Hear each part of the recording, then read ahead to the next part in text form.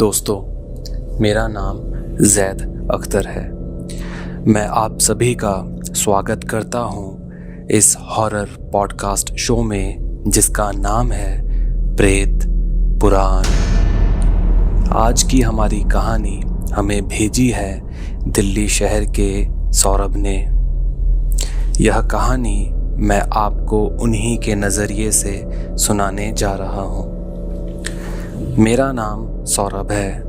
मैं दिल्ली शहर में रहता हूँ। मैं एक आईटी कंपनी में सॉफ्टवेयर डेवलपर के तौर पे काम करता हूँ। मेरी नौकरी में शारीरिक मेहनत उतनी नहीं होती, लेकिन हम आईटी वालों के ऊपर मेंटल प्रेशर हमेशा बना रहता है। मैं काफ़ी दिनों से अपने इस शेड्यूल से थक चुका था। मुझे अपना माइंड फ्रेश करने के लिए कुछ दिन ऑफिस के काम से छुट्टी लेनी थी।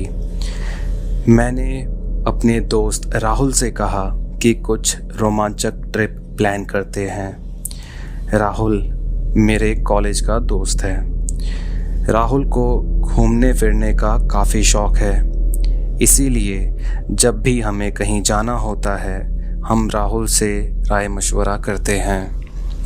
राहुल ने मेरे आग्रह करने पर एक प्लान बनाया और अपने दो दोस्तों को भी बुलाया। राहुल ने प्रस्ताव रखा कि हम भानगढ़ किला चलें। भानगढ़ किला राजस्थान में स्थित है। यह किला अपने भूतिया लोक कथाओं के लिए प्रसिद्ध है। माना जाता है यह भारत के सबसे भूतिया जगहों में से एक है।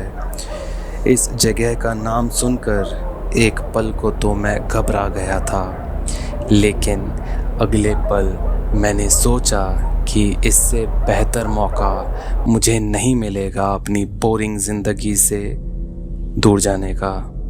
इसीलिए मैं मान गया। हम चारों ने वीकेंड का प्लान बनाया और फ्राइडे नाइट को राहुल की कार में भानगढ़ के लिए निकल गए। यात्रा लंबी थी, लेकिन हमारे उत्साह में कोई कमी नहीं थी। कई दिनों बाद मैं ऑफिस के काम से दूर अपनी ज़िंदगी का आनंद ले पा रहा था। हम सुबह जयपुर पहुँचे। वहाँ हमने एक होटल बुक किया। होटल में फ्रेश होने के बाद हम थोड़ा साइट सीइंग के लिए निकल पड़े। हमने वहाँ खाना खाया और 3 बजे तक फ्री होकर हम भानगढ़ के लिए निकल पड़े। जयपुर से भानगढ़ लगभग 2 घंटे का रास्ता है।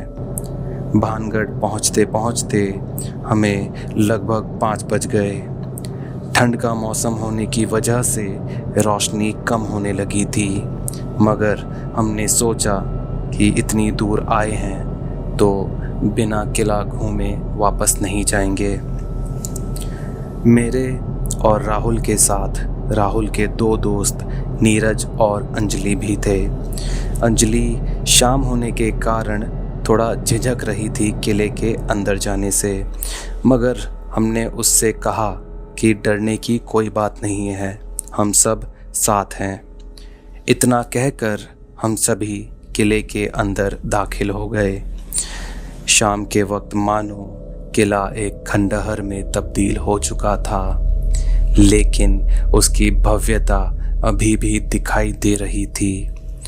हमने किले के बारे में कुछ जानकारियां जुटाई और फिर अंदर घूमने लगे। किले की खामोशी हमें अजीब लग रही थी। हमने दूर एक पुराना मंदिर देखा। इसके बारे में कहा जाता है ये वहाँ की रानी का था। हम जैसे ही मंदिर की तरफ बढ़े, एक सिक्योरिटी गार्ड ने हमें देखा और उसने कहा कि शाम के वक्त यहाँ घूमना खतरनाक साबित हो सकता है, इसीलिए यहाँ शाम में रुकने की अनुमति नहीं है। आप लोग कल सुबह आना। हमने उस गार्ड से कहा कि हम बहुत दूर से आए हैं, हमें थोड़ी देर घूमने दो और फिर हम चले जाएंगे, मगर वह गार्ड नहीं माना। उसने हमें अपने साथ साथ किले के दरवाजे तक छोड़ा और किले के दरवाजे पर ताला लगा दिया। ऐसा होने से हम चारों दोस्त बहुत निराश हुए, मगर हम मन बना कर आए थे कि आज तो किला घूम के ही जाएंगे। हम किले के साइड दीवार से होकर पीछे की ओर बढ़ने लगे। हमने वहाँ एक दीवार में एक बड़ी सी दरार देखी। वो दरार इतनी बड़ी थी कि उससे एक इंसान किले में प्रवेश कर सकता था। हमने सोचा कि हम इस दरार से किले में दाखिल हो जाते हैं। अंजलि थोड़ा घबराई, मगर उसने भी हमारा साथ दिया और हम सभी किले के अंदर दाखिल हो गए। अब रात हो चुकी थी, चारों तरफ अंधेरा था। हम अपने मोबाइल के टॉर्च के सहारे आगे बढ़ रहे थे। हमने दूर से उस मंदिर को देखा और उसकी तरफ बढ़ने लगे। जैसे ही हम उस मंदिर के सीढ़ी के पास पहुंचे तो अचानक ठंडी हवा चलने लगी। हमने एक तरफ देखा, लेकिन कुछ दिखा नहीं हमें। हमने आगे बढ़ने का फैसला किया। उस मंदिर से होकर एक पुराने महल की तरफ बढ़ने लगे। जैसे ही हम उस पुराने महल के पास पहुंचे, हमें अजीब आवाज़ सुनाई देने लगी। ऐसा लगा कोई चीख रहा हो। हमने टॉर्च की रोशनी से आसपास देखने की कोशिश करी, मगर हमें कुछ दिखाई नहीं दिया। हमने फैसला किया कि हम महल के अंदर जाएंगे। एक दूसरे का हाथ पकड़ते हुए हम आगे बढ़ने लगे। हम चारों एक लाइन बनाकर चल रहे थे। सबसे आगे था राहुल, फिर अंजलि, फिर मैं और मेरे पीछे था नीरज।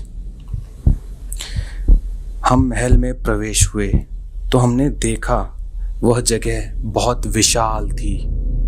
चांद की हल्की रोशनी महल के रोशनदान से होते हुए महल को प्रज्वलित कर रही थी।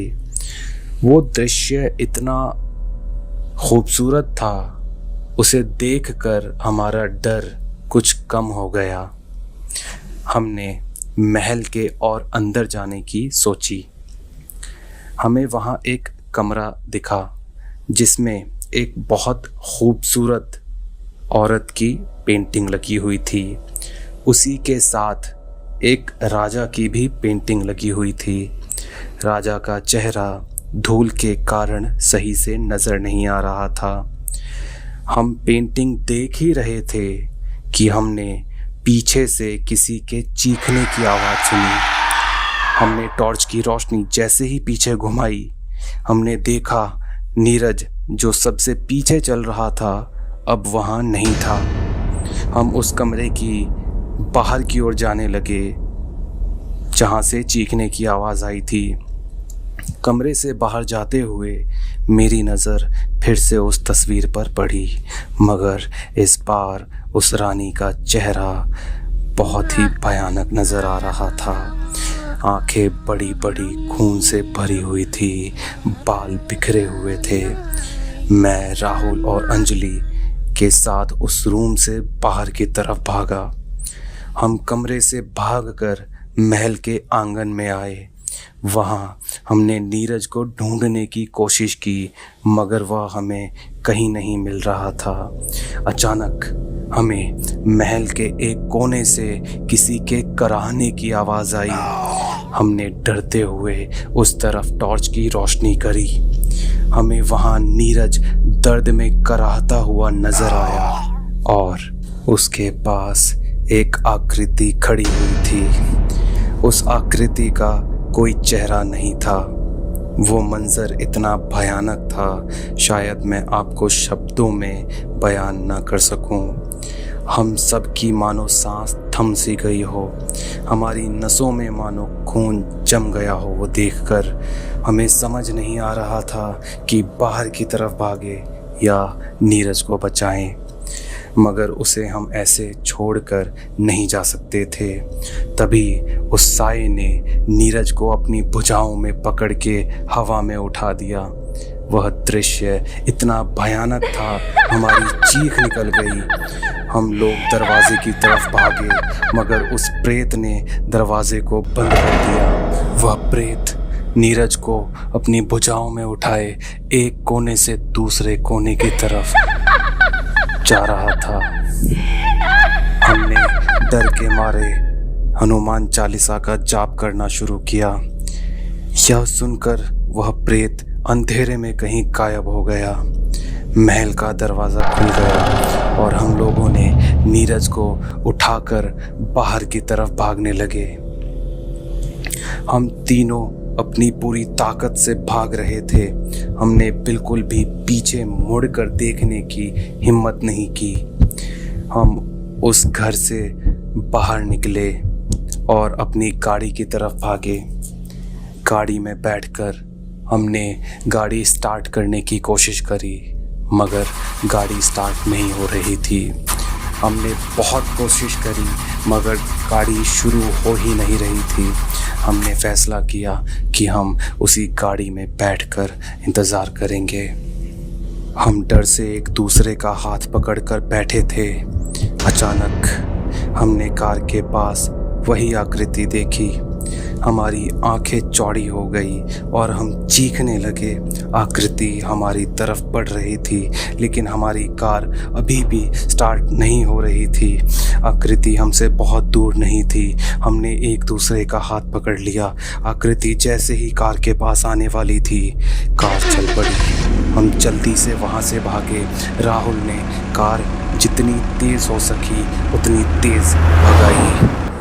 हम पूरी रात कार में ही बैठे हुए थे। सुबह जब हम दिल्ली वापस पहुँचे तो हम अभी भी डरे हुए थे। हमने इस अनुभव के बारे में किसी को नहीं बताया, लेकिन हम इस अनुभव को कभी नहीं भूल पाएंगे। नीरज को काफ़ी वक्त लगा उस अनुभव से उबरने में। भानगढ़ किले की यात्रा हमारे जीवन का सबसे डरावना अनुभव था। हमने सीखा कि कुछ चीज़ें बेहतर होती हैं अगर उन्हें अंधेरे में ही रहने दिया जाए। तो दोस्तों, कैसी लगी आपको हमारी आज की कहानी?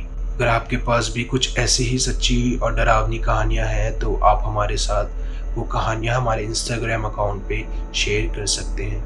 हमारा इंस्टाग्राम अकाउंट हमारे चैनल के डिस्क्रिप्शन में आपको मिल जाएगा। ऐसी ही सच्ची और रोचक कहानियाँ सुनने के लिए हमारे चैनल प्रेत पुराण द घोस्ट टॉक्स को सब्सक्राइब ज़रूर करें। इस वीडियो को लाइक करें, नीचे कमेंट करें और जितना ज़्यादा से ज़्यादा हो सके इसे शेयर करें। मिलते हैं आपसे अगली वीडियो में। धन्यवाद।